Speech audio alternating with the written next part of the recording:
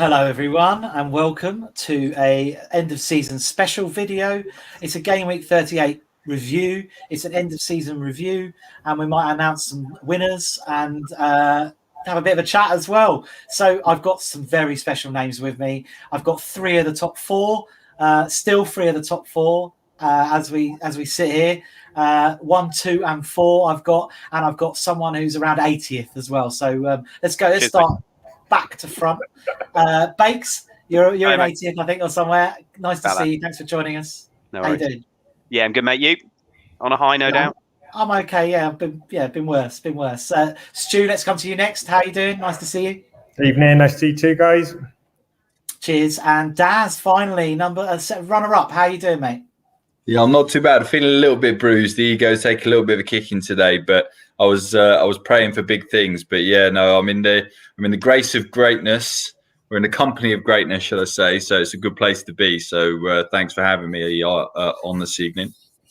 Yeah, absolutely. Pleasure to have you here. And what a battle it's been. So I suppose we should probably start with the sort of elephant in the room, and that is that I managed to win the league, which is pretty amazing. Well chuffed.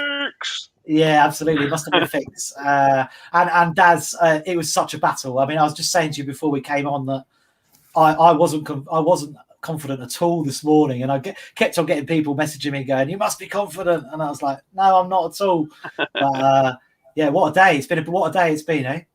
Yeah, no, certainly. I like hats off to you. I think over the last few weeks, certainly, kind of as an observation, held the chips. They had a good chip strategy. Mr. Galloway rocked up into the last sort of 5 or 6 weeks, holding some strong cards.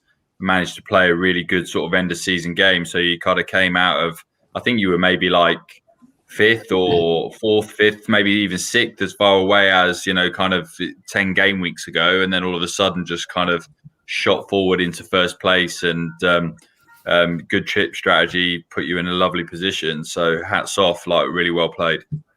Thanks, mate. I appreciate that. No, I mean, the chips thing was funny because I was trying to hold on to them as long as I could, and it just got to a point where I needed to use them. My team was. It felt like my team was falling apart. I don't know whether it was or whether I was just getting stressed. But then I think I pretty much put my win down to my bench boost in game week 36, which was just went way better than I'd ever expected. So phenomenal. It was ridiculous. So well happy, but I don't want to take up the whole video waxing lyrical about my performance.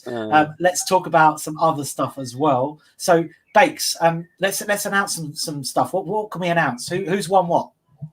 Well, of course, we can announce who's won the FF UK League. Of course, Chris, that was you. Daz has got to go now. Daz was runner-up, and Steve Cronin, a name we'll return to a couple more times, was third. Stu, of course, was fourth. Who's on the video? We can announce the winner of the FF UK Cup. The FF UK Cup was won this season by Mark Leatham. Congratulations, Mark. Runner-up was Steve Cronin. Those two competitions, the bridesmaid, but we'll come back to him in a moment, as I say. The milk plate this season was won by Chris Smith, who I think is a newcomer to the league. So well done, Chris. And the runner-up was James Simpson. The inaugural FF UK Champions League, which in fits and starts was quite exciting, was won this year for the first year, it was Mark Starrar. And the runner-up was Theo Allen, Stu's boy. The head-to-head league was won by Steve Cronin, so we did actually manage to win something, which is great. Daz, I think you were the runner-up. Is that right? Yeah, I think so. Yeah. Runner-up again. Sorry, mate. Conts. Pete Cronin was the winner of the Conts. Who was runner-up? Does anyone know? Because I was kicked out of that a little while ago. Sean Griffin. Sean Griffin was the runner-up in the Conts. Well done, Sean. And then finally, the Youth League was won by Theo Allen, Stu's boy, and actually my son Samuel was the runner-up in that league. Yeah, well done. Good to see you. With the youth them coming through. That's right. Ones to watch for the next generation. Exactly. No, Theo's had an amazing season as well, hasn't he, Stu? Because he's won runner-up in the Champions League, he's won Manager of the Month, and he's finished, 20-something? 24th, I think, overall. 24th. That's So, amazing. That's yeah, really good. I'd be happy with the 24th usually, obviously not this season, but usually I'd be happy with the 24th. That's a good finish in our league. absolutely. There's people out there like JPC and Dunk, got to be jealous as hell as a 12-year-old getting 24th place. Do you know what I mean? I'm joking. But no, Stu, it's a valid point, mate, and I think you've made a really good point about JPC and Dunk, and I think it's well made. Two men with the body of a teenager, being beaten by youth is very it's good. It's great for the game. 100%. A little bit embarrassing for those boys. This really. is The his future's third bright. The future's season, bright. so he's obviously got better. And when I was talking to Bakes earlier, when you're young and you're a kid and you're doing it, you just make loads of changes and take hits each week because you just want certain players in. And he's learned to just settle and know that you only get one free transfer and relax. So hopefully other players learn to do that in the future. So and they might go further up the league. But he's 12. He's getting it now. He's obviously he's learned. But when you're younger, it's just a bit of fun, and he's taking it a little bit more seriously now. And he's absolutely loving winning some money for sure. So I think that's the thing. Now he's won a prize, he's going to take it a lot more seriously as well, isn't he? So he knows he can get some hands on some money. So yeah. How much influence do you get, Stu? Do you find yourself wanting to be involved more in his team and sort of provide the fatherly come sort of experienced managerial advice, or does he kind of palm you off and like keep out of it, Dad? I try and help him, and I think he's reticent to take my advice. There was a time when I would pick a captain and he would always pick someone different. He said, we can never have the same captain. And his would always be better. And he was absolutely, there was about 4 weeks where it was like between Son and Kane. And I would choose the obvious. And he'd be like, no, he'd choose the other. And his would always be better. And he really went on a bit of a run.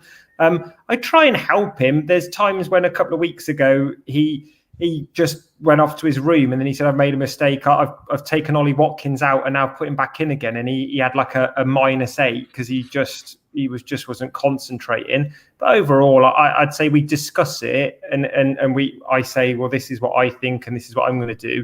And then he'll say, well, I'm not going to do that. Some weeks he will do that. But I basically, it's obvious, isn't it? There's certain players, the best ones you keep and you just keep in. And I've sort of said, don't keep taking them in or out because you'll lose money on them. If you've got a good player that's going to be good all season, just keep them in and just change the peripheral ones. So he's got used to that now. So yeah, he's doing all right. Yeah, it's we'll good. Keep an eye on him next season. I reckon next season he might have a stormer. We might have him on one of these videos, Stu, instead of you. He did the cultural ones. Oh yeah, he did. Remember that? Yeah. One prize we missed out actually, Chris, was the highest scoring game week 38. Yeah, who's that? So that was Andy Heath.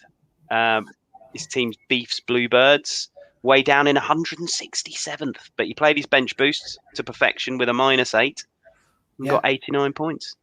Just goes to show, doesn't it? If you've got that chip left at the end, you can just steal that prize at the end, because that's £50. I'm guessing without that bench boost he wouldn't have won his prize. Oh god, no. Who won highest game week score? One individual game week score. Who was that? So that was 36. It was the triple game week, and I finished with 169, and Daniel McBrearty finished with 170. So he takes. And he emailed me the next morning straight off. I was like, that's a rough start to the day. But no, he's played for a long time. He's a good player, and he's fair play to him. And what I would say about this season, we've started to sort of look through who's won all the prizes and everything. And one of the really good things is that the prizes are really nicely spread around. And that's kind of what we try and do with this league, because even if you finish first, one of the other things, Daz, was first and second. I looked at the prize money. I was like, I don't mind finishing second today because I get 400 quid instead of 500 quid. It's not exactly a big change, is it? So, I was so nice to see. Eating the cornflakes this morning, I did nearly messages saying, listen, should we just go 450 each, mate? Obviously, it's about bragging rights. So, but I'll use that the whole of the next year. But money-wise, it doesn't. We have kind of tried to do that with the FFUK, sort of spread the money around the top 20 as much as possible, and then give a load of other prizes as well. So it's good that it's worked. So it's nice. And obviously, one person we haven't mentioned who's not here, or we have mentioned but he's not here, is Pete, who managed to scoop the King Cont So, and that is a mammoth prize. That's basically the equivalent of finishing fourth, I think, in FFUK. I think it's the same money. So it's a really good prize. It's £100, isn't it, for King Con? Isn't it 150? 250. 250? Not in my day. When I was the first King Con, I can't even remember how much it was. It might have been like a token 50 quid. Inflation. 250 quid. Big deal these days, the conts. I know. But you didn't have to give away money to charity. Pete's got to give 50 quid to charity, I think. So. Oh right, well that's good. That's good. Yeah, he trousers 200 and 50 goes to the. No, he trousers 250 and 50 goes. Does it? It's 300. It's 300. There's 60 teams, or there were £5 each. So I think as well, Daz, when you won it, it was 50 teams, so a bit less, but. Yeah, when I was a boy. He smashed it. And he didn't actually pull out as many hits as I thought he was going to. He realised about 8 or 9 weeks ago that it was only the conts he could go for. But rather than completely go into town he was having at least 1 or 2 hits a week. Yeah. Which is his, but Pete likes to do that anyway, to be fair. So I don't think it was out of the ordinary. Not much of a change. When I won it, I was basically like wild carding every week. I was like minus 36, like at least, but minus 30 plus for about 5 weeks consecutive. I was smashing the back door out of it. It was brilliant. You were second last year, Daz, didn't you? Yeah, I was runner-up to. Ironically, I was runner-up. I think Jamie Stewart won it. Yeah, I think Jamie Stewart won it last year, and then and then he's boned me for the head-to-head today as well. So like, I need to get rid of that rat. He's all over me every season. Your nemesis. Yeah, he's becoming a pain in my ass. not in a good way.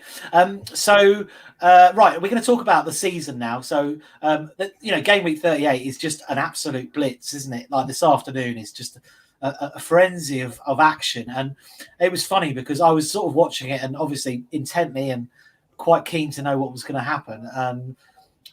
It's a weird feeling when you kind of want nothing to happen, which was kind of how I sat there the whole day. I would have been happy if nothing happened the whole day because obviously I had a lead anyway. And basically most of my big players were well owned. It was a strange old feeling, but it is a weird thing. I mean, did you sit down and watch the games today, you guys? Or?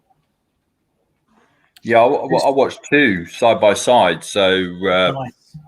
I had BT Sport open in one internet window and Sky Sports open in the other. So I had Liverpool, and my brother-in-law was here, so he's a Liverpool fan, sadly.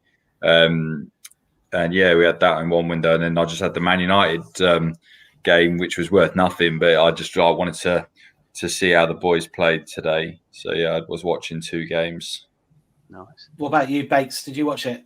Oh no, I had a load of family over, so I couldn't really get the telly on, unfortunately. But caught a bit at the end. I caught a bit at the end of the West Ham game when they'd all buggered off. Well, they've had a great season. They've had a great season, haven't they? You must be pleased with their performance. Amazing season, yeah, absolutely. What did you put that down Fine way to cap it. So I was reading this thing a few weeks ago. Maybe it was an interview with Michail Antonio, and he was saying that Moyes had got them all round sometime in the close season, and basically pointed out that last season, if you looked at the stats in terms of how much running the players do on the pitch, they were 19th at the Premier League, and basically said, "You boys, you got to run a bit more." And so they've been doing a lot more running, and they've been working harder. And now, so the hard work equals results. I guess is the answer, and it's so obvious. Plus, the Czech brigade, Souček and Soufal are fucking amazing, absolutely brilliant. What signings? They're 2 of the best signings of the season, I think. Yeah, I think as well, in fairness to West Ham, we've been playing some good football as well. So yeah, absolutely, the hard work is going to get you the results. But I don't know. I've never really put David Moyes in good style of attacking football or points winning football together. And there'll be Everton fans, all over the place, sort of, maybe disagreeing with that. But I've never put 2 and 2 together like that with David Moyes. But in fairness, West Ham have played some good stuff this season, so which is better, I think, for West Ham because they are a big London club, and if they play some good football, they deserve sort of top 10, top 6 finishes. Yeah, it's been good. I mean, 6 helped as well. That Lingard. gave us a real boost. Gave us a real Definitely, boost yeah. when he joined. Yeah, and he started performing like that. But I put Well, it down. he's got a big decision to make, Lingard, hasn't he? You know, does he go and sign somewhere else and play, or does he go back to Man United and be a squad player and probably Why win a would he load go back of to trophies? Why would he go For to trophy stakes? You can look back on your career, and you know there's some Man United squad players who've won loads of stuff, and it's not a bad state of affairs. That Phil Jones. well, yeah. Right. Darren Fletcher, he's won a load of trophies, and for a lot of his career, he was a squad player. He ended up being a really important player, but he was John a squad O'Shea. player, wasn't he? Yeah. John O'Shea. Yeah, there's a few of them that have done. I don't know what's better. Is it better to go and play and win and not win anything? Because let's be honest, if he goes to West Ham, he probably won't. I think the difference is for me with Lingard is that, and in using your analogy there, Chris, is essentially you've got to be a squad player, but you've got to play. And I think Jesse Lingard at United over the last season, pre West Ham, hasn't been playing. So he's not only, he is in the squad as as a number, but when you're not even coming off the bench or you're not on the bench, then you're not really in the squad, so to speak. And that's, I think, the big difference then is that, winning trophies as a consequence of just making up numbers versus actually coming off the bench and contributing minutes are two different things. And I can see Jesse Lingard being at West Ham or somewhere else next season, playing European football, for example, at West Ham and having a good couple of years. I mean, I'd be horrified if he wasn't at Man United and then wasn't at West Ham. I mean, something would have to go horribly wrong, I think, for that. Yeah, that's West Ham making a mistake there if they end up letting him go somewhere else. Can't let him go somewhere else. No. I suppose Man United are sort of stacked. Well, Bruno, I guess, is probably the reason really that he doesn't get a look in, isn't it? Bruno's not going to not play, is he? At the end of the day, so no, and I think about as well 60 games a season. So. Yeah, and the likes of Greenwood come into the fore and sort of playing more regular as well, and really sort of shining. Other instances of that. I think you've got Cavani, you've got Rashford, you've got all sorts of Daniel James, all sorts of players in those attacking positions. So it's just a shame, isn't it? If he's a Manchester lad, and if he could carve out a career there, you'd hope he would. But I think you're probably right, Daz. If he doesn't get the game time, then he's got to go, isn't he? Yeah, I have a little giggle when you say the word Daniel James, because I remember using it in the group and saying to Chris about him potentially getting some minutes. I was like mind gaming the chat, and Chris was like, "No, you can't really see that for sure." And he did. Sure enough, he didn't play, but he played today and he got an assist. So he doesn't look Man United quality to me, though. Do you think, Daz, or doesn't look quite the real quiet level? When he first joined, Dan James, he had about 10 weeks where he looked like he was going to be every bit a great signing, and he was weighing in with some screamers and some great goals and some assists, and you could see that, well, actually this boy's got some real potential. And then he went off the boil, and I don't know whether that's a Man United thing or the form that we were in versus that didn't help his progression, but there just seemed to be a real it just fell over for him. And I think he's still got potential, whether it's, if it feels a bit arrogant saying Man United potential, but, has he got the potential to be a top 4 club regular, then I think the jury would be well and truly out on that. But, top 10 club, he could hold down a spot. His pace is really lethal, and used the right way could be a real weapon for a lot of teams. For sure. Yeah. Fair enough. We haven't talked about Everton yet, Stu. Or do you not want to? Nah. We're gonna. So so you've got a great manager. You've got a world-class number 10 almost world-class. He's a top-class number 10 in James Rodriguez. Yeah. You've got a couple of strikers who kind of do the job. You've got some all right. What's the problem? Where's it gone wrong at Everton? Wow, if you look at the stats that were sent out in the WhatsApp group about sprints and runs and distance, I think it's not too dissimilar to West Ham last year in terms of we don't press the ball. We're not a difficult team to play against. We don't really have a blueprint or a template that we play to.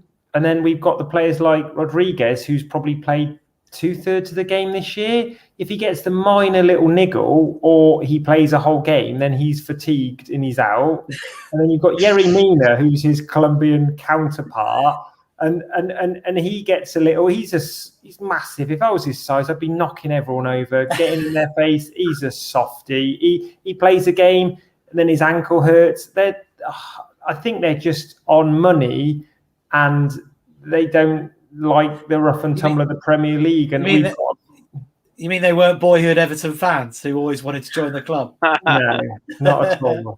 No, and it's like so. I was going to mention Anderton last year with West Ham. He'd have a couple of good games, but overall he doesn't do enough. He doesn't close down. He's lazy. That's what Rodriguez is. He's brilliant if he's on form against a certain team.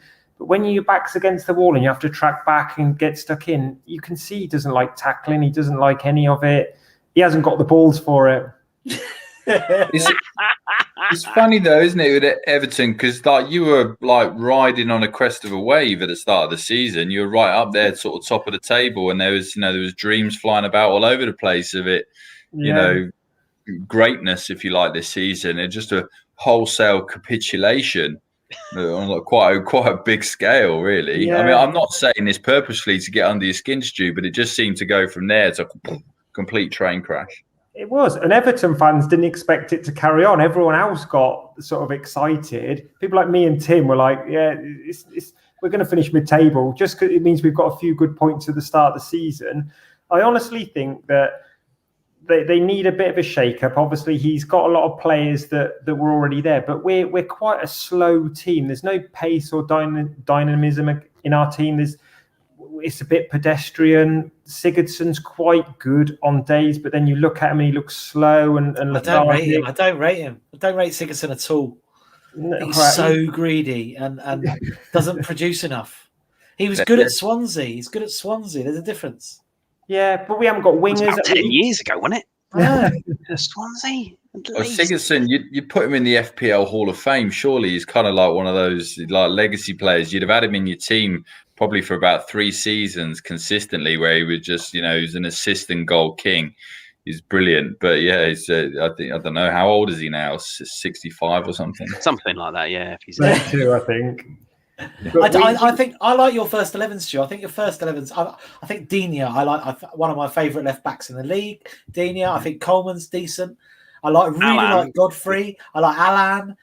Decore. You've got a really good 11. I think perhaps your problem was that you obviously started that season with that 11 and doing well, and then as soon as Alan got injured and others got injured, it fell apart, didn't it? I think the Allen injury is probably quite a key one, really, to the season. I think he was obviously pivotal to a lot of the strong Everton performances, and when he got injured, there was almost instantly, right, the form went out the window. And Decore, he missed sort of like 8 games towards the end of the season. I think we haven't had our best team for a long enough sustained period. There's always been a few key elements out, and we haven't got that strength in depth. Tom Davies, as an Everton fan, he's touch of a rapist. He couldn't trap a bag of cement. He's a championship level player, and he is an Everton lad, and his family did play, and I like that, but he's just not good enough. And he plays him because he's like a little rat in midfield, but he just gives the ball away or passes it backwards. We need to get a bit of backup quality, and I don't know, we'll see, a bit of pace. I'm never that enthusiastic. I've supported them all my life. No happiness. One FA Cup, and then the one we lost to Chelsea. That's it. You want to keep Carlo then? Keep him? Yeah, for sure, because he can bring in the names. But obviously, without any European football now, I imagine Rodriguez and Mina will go over the summer back to Southern Europe, where the climates are warmer and the leagues are a bit softer. And we'll recycle and turn over again. Will Alan want to stay? Because I don't know. We'll see. We always seem to get the players in. Then after 1 year, like Olivier Decore, I loved him. He came for 1 year. We sold him. Marco Materazzi, he came for 1 year. They come hoping that we're going to go to the next level. We don't. And they just short-termism. They just want out. We need people that are prepared to have a few years of transition to then get to that next level and get some of the lazy players out that are just there for money. You can have Anderson if you like. I'm sure he'll buy him. There's a couple at Chelsea you can have as well. But we've had a weird season. We have. So obviously we started the season with Super Frank, and I was obviously really happy, really confident, thought we'd do all right, and we started off okay, and then it all fell apart. And honestly, I never want a club legend as as Chelsea manager ever again. It's the worst thing because Hard, isn't it? we've lived with, as Chelsea fans, we've lived with various managers over the years, and you never get that too attached. I mean, I love Ancelotti; he was great at Chelsea. Obviously, I love Jose. There's a couple of others I've got a bit of time for, Conte and people like that. But I don't never get so attached that I think they're never going to leave. And so I just, the Frank thing was just awful because it was so obvious that he wasn't ready for the job. Yeah, he had to take it because why would you not take it? And then it was so obvious when we were playing games, and you could see that tactically we were all over the place. You could see players that I'd watched play positionally who forgot how to play where they were supposed to be, and you just think, well, that's the manager who's giving you the wrong information there. It has to be. And then you start realizing that you still love Frank Lampard? It's like, it's all this weird emotion going on. And I have to separate the player from the manager. A bit like you have to separate the music, like Michael Jackson. I don't like his policy with children, but I like his music, So you separate them out. And it was such a weird thing. And Tuchel come in and literally changed the game. He basically just, all he did was what Conte did. Look at the squad and go, this 3-5-2 squad or 3-4-3 squad, and play the team the right way. And we just rinsed it for about 10, 12 weeks. And I don't know how we did it today. We were so lucky today. We lost today. Leicester are massive bottle jobs. I mean, honestly, that's 2 seasons now. They've basically had their top 4 spot and given it away. And what do you reckon there, Daz? You're a Leicester lad. You live in Leicester. So what's your opinion on Leicester Leicester? lad? Steady on, no, Chris. sorry, you live there, or live near. Good job there's an Ethernet cable between us, honestly. I don't know. I mean, I think a lot of the fans in Leicester, speak to a lot of people, the dads and the parents when they go and watch LED on a Sunday morning and stuff, and there's Leicester shirts everywhere. But I think they're all quite grounded. The fans, they're not expecting Champions League football, or they were never expecting to win the Premier League. So it's quite a humble fraternity when it comes to Leicester City. And I think like today they got beaten by Spurs. The Spurs have been a bit pants, but you're still talking about a side that's littered with really quality players. The Kanes, the Sons. I watched an interview with. Did you see the Gary Neville and Alex Ferguson interview? And Fergie talked about players that he wished he'd managed or had, and he puts Kane and Son in that bracket. And they lost to that Spurs side today. They lost to Gareth Bale, one of the top players in the world.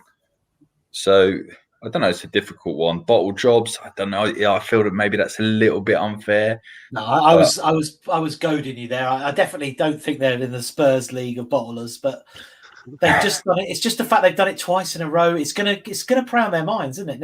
Next time it happens. But they did win the FA Cup, so that's a trophy. They've got to be happy with that, I would think. Were they 2-0 up against Spurs? 2-1. No, 2-1. Yeah, 2-1 with 1 each, 2-1, 2-all, 3-2. Yeah.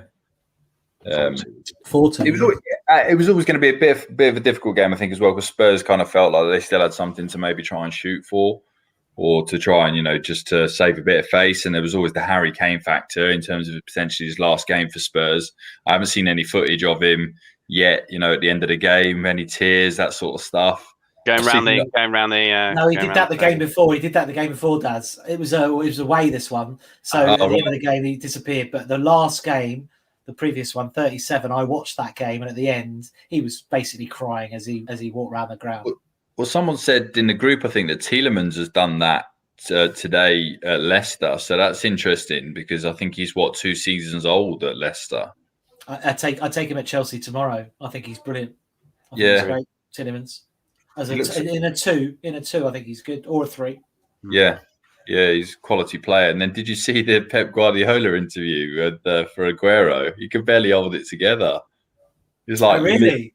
Literally, sort of like crying his eyes out. It was embarrassing, really. He's I get it. A really emotional bloke, isn't he? Because he was doing. I saw some clips in the week where he's smoking a cigar, singing "Don't Look Back in Anger."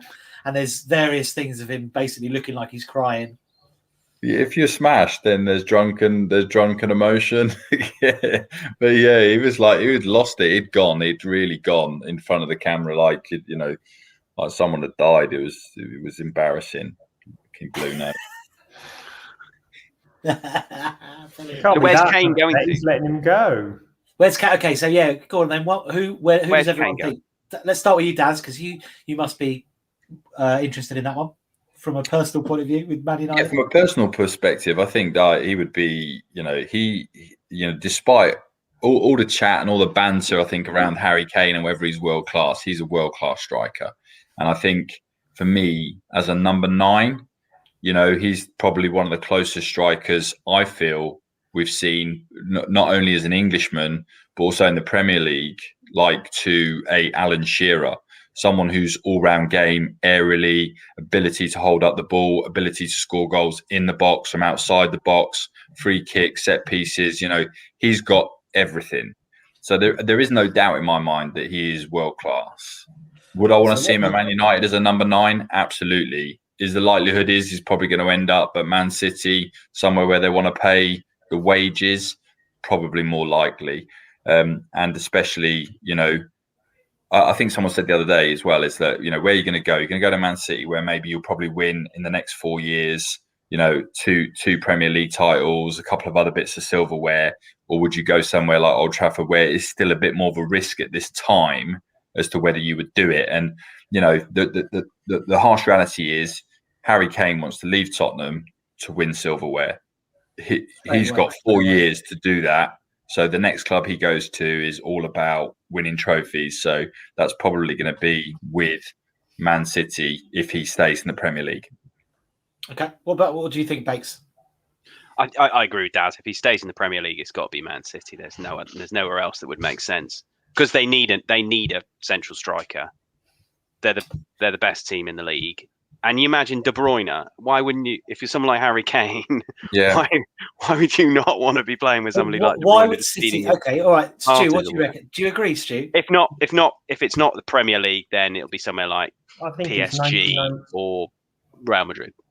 99% City. He doesn't want to go abroad. Barcelona can't afford to pay the money. Real Madrid are interested in Mbappe. He's already said the player he'd most like to play with is Kevin De Bruyne. I think it's already all written out. I think Man City have got the money there. They need a striker, clearly, because they're just getting rid of Aguero. I honestly think it's 99% done. Oh, really? I've always thought that Haaland would go to City and Kane would go to United. That's my theory. I reckon Haaland's going to Spain. He'll go to Real Madrid or Barcelona. Barcelona's cheap Aguero, so I think Mbappe goes. Haaland, they'll keep Haaland this year because he's under contract, and they'll sell Sancho because they only sell one big name each cycle. And then I think they'll keep Haaland for one more year and do a deal with him and say, we'll keep you for one more year, then sell you personally. But he's got a release clause, though, hasn't he? He's got 75 million. I think the problem is, Stu, if he does another year, his release clause is 60 million. So they don't want to do that. They want to sell him now while they can get 150 for him. But yeah, the Haaland thing really interests me, because obviously right now he's on such a pedestal, such a young age, Bundesliga, 46 goals I think it is this season. Like it's extraordinary, right? But would he come to the Premier League, Haaland, and have a touch at a Timo Werner's? Absolutely, could do. He could do. Absolutely could. We've seen it, and it's not just Timo Werner. We've seen other players come to this league who've scored loads of goals in other leagues and struggle for whether it's whoever. But I think that there's definitely a risk with him. But the flip side of that is he's 22 or something, so you get him maybe 10 years out of him if he's successful and you're successful together. So Timo's 22? No. Sorry. Haaland's 22, I think. So was he? I thought he was like 19 or something. No, he's not that young. He's 21, 22, I think. Oh, is he? I think he's I think he's younger, like Daz said. I think really? Yeah, I think he's about 19, 20. Bakes is on Google right now. Yeah, he is. We'll get this. And talking about, sorry, Stu, Chris, talking about Timo then, what do you think? Like next season, do you think he's going to show his quality, or do you think it could be one of those players that spends a lot more time with spinners in his arse next season? I can't give you an answer. What I can tell you is I was convinced. I was completely convinced when we Answer the question. Answer the question. No. But I was completely convinced when we signed him, but he hasn't lived up to my expectations. But what I would say is he affects games so much. So even though he's missing stuff and doing stuff that you would like being offside and things, he absolutely frightens the hell out of defenders. Like he turns people for fun, and that is a real skill. He needs to learn how to stay on side. He needs to learn some other stuff as well. But he needs to learn how to be composed with his finishing. But I think you can sort of teach those a little bit. He won't ever be perfect, but I'm convinced that him and Havertz will be a success long term or medium term. There's no long term at Chelsea, so medium term, I think they'll be a success. And Havertz, weirdly, I think probably will be the one overall that we look back on as the better player. But he's got something about him, Havertz. He's got a touch of the Zidanes. I mean, obviously he's not at that level, but he controls the ball and he lays it off in a really a way that you don't see very often in football.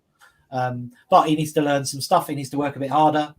But the two of them. But we used to, as sort of Chelsea fans, we used to always give the foreign signings a year when they came in. That just, I don't know when that disappeared, but it's completely disappeared now. Because you 3 games in, if you haven't scored and you're a forward, you're shit now. So that's how it works. So, I think it changed, with the money in the game. I think expectations started, you could come in as a £10 million foreigner, 10, 12 years ago, spend a season and people give you time. Now you come in, you've cost 50 million and you have to impact the performance of the team straight away. Otherwise you have the potential to be, Diego Forlan. Yeah, he was a great player, Diego Forlan. That's the weird thing.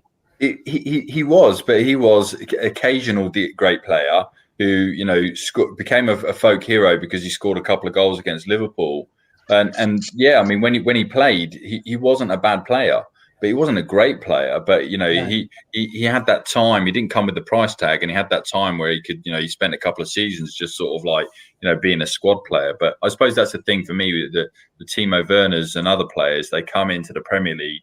They either get it or they don't get it. And like you say, a long time ago, well, not a long time ago, but I felt that, players used to get some time to settle in. That doesn't exist now. So next season is a big season for Timo Werner, I think. Massive season. I think he could have an amazing season next season. I think he's got all the attributes. I just think he needs to get his head together. First pick, Bakes. Is that your first pick? Is that your first pick? Yeah. First on the 15, Bakes. Let's see the prices. Let's have a look at the fixtures, but maybe he's not going to be expensive. No, I mean, what's he now, like 9.5 million or something, right? Yeah, he'll come down, won't he? He'll be 8. It's got to be 7.5. 7.5 or 8 or something like that. Yeah. Yeah, 7.5. So him or DCL? Who are you going for? Well, you want to look at the fixtures, but I reckon Timo. Going for Timo all the time. Maybe Timo on this season's performance, Timo would be a riskier pick than DCL. You'd have more confidence about putting DCL in your starting 11. But like Bates says, on fixtures, Chelsea get 4 easy sort of run outs for the start of the season, and Timo's in there at 7.5, 8 million. You'd be like, that's good money to stick up your, in the forward line with a 12.5 million pound Bruno Fernandes. There's going to be a lot of players forwards around that kind of, because Bamford's going to be that kind of money, isn't he? And Watkins is probably going to be that kind of money. So it's going to be a lot of players. That's what happens every year, Bakes. All the good players go up, and we have to find our bargains again. That's it. Yeah, and I think Aubameyang's, but he's got to go back to being a forward, right? I mean, what a joke as a midfielder. A useless forward. Well, I'm sorry, I'm not an Arsenal fan. Obviously, I'm the absolute opposite of an Arsenal fan. But he's the next Ozil. That's what he is. He's just shaping up to be the next Ozil, isn't he? Yeah, a financial sponge. Disgrace of a player. Yeah, it'll be 9 million next year. How old's Haaland then, Bakes? 21 in July. Oh, that is young. That is fresh, isn't it? I mean, that's what I think. No, as in, like, you can see, if you're looking at it from a financial point of view, Kane does not make sense. You've got a world-class striker who's 8 years younger than him. I know he but hasn't the played in the difference UK. is that Kane's proven in the Premier League Yeah, year that's in, it. year out, 6-7 years, every single year. Yeah, You know you're going to get 20 plus goals from him because he does it every year. yeah. Harry So you Kane's go- like buying a with house City, in you a go for that. yeah. So Kai Hazard, you bought for what, 80 million? All right, I wouldn't use Chelsea as your So, barometer for if you get sensible Kane for purchasing. 80 million, you're going to just have 4 seasons of perfection, whereas Kai Havertz has had one indifferent season. We don't know where it's going to go. Just because he's young, it's about there and then and getting the goals and winning the trophies. I think Kane, every team would be interested in him, apart from Barcelona or Skin. Yeah. We've got Aguero, so they don't need him. Well, yeah. But maybe Paris Saint-Germain, because he can go back to his old manager. If they're going to get rid of Mbappe to Real Madrid, there's maybe some wriggle room there. But I think he wants to stay in England because he's quite an English person, isn't he? You couldn't see him abroad. He's like Wayne Rooney. He would have never played abroad. He's just an English person. Wayne Rooney's a great example. Yeah. Can I have a big You beer, can't see him please? learning the language, can you? No. Nah. They don't have Tesco in France either. No, yeah, no Tesco, yeah. Oh, yeah, okay. Harry Kane's definitely staying in the Premier League then.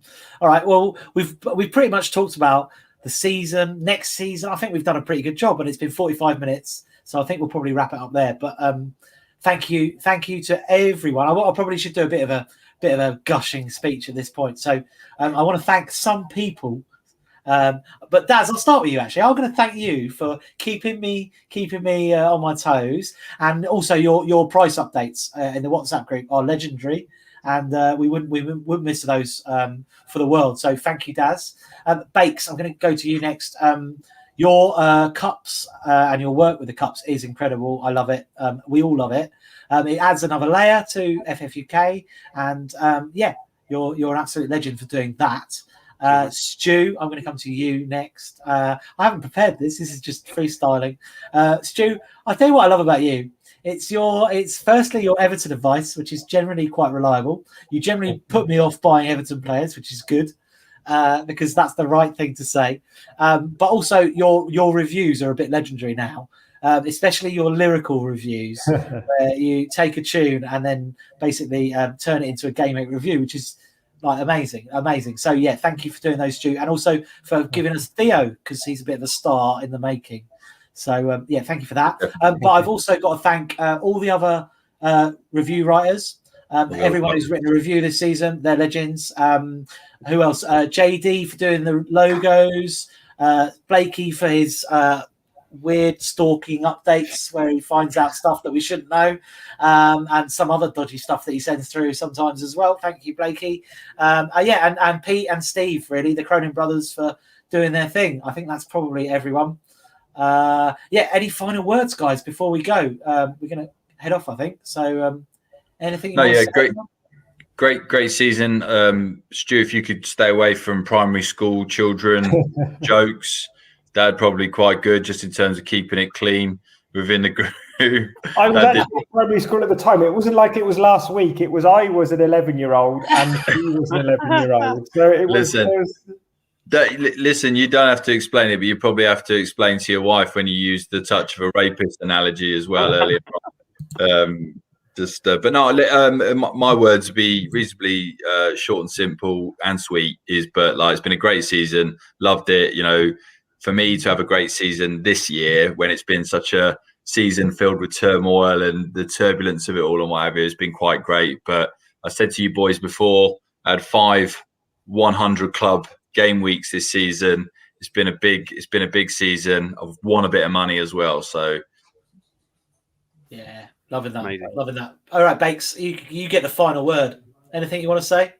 No, well, I mean, my FFUK wasn't particularly kind to me. I didn't finish particularly highly up, but still all the chat on the WhatsApp group's been amazing as always. You know, it's a great community to be part of.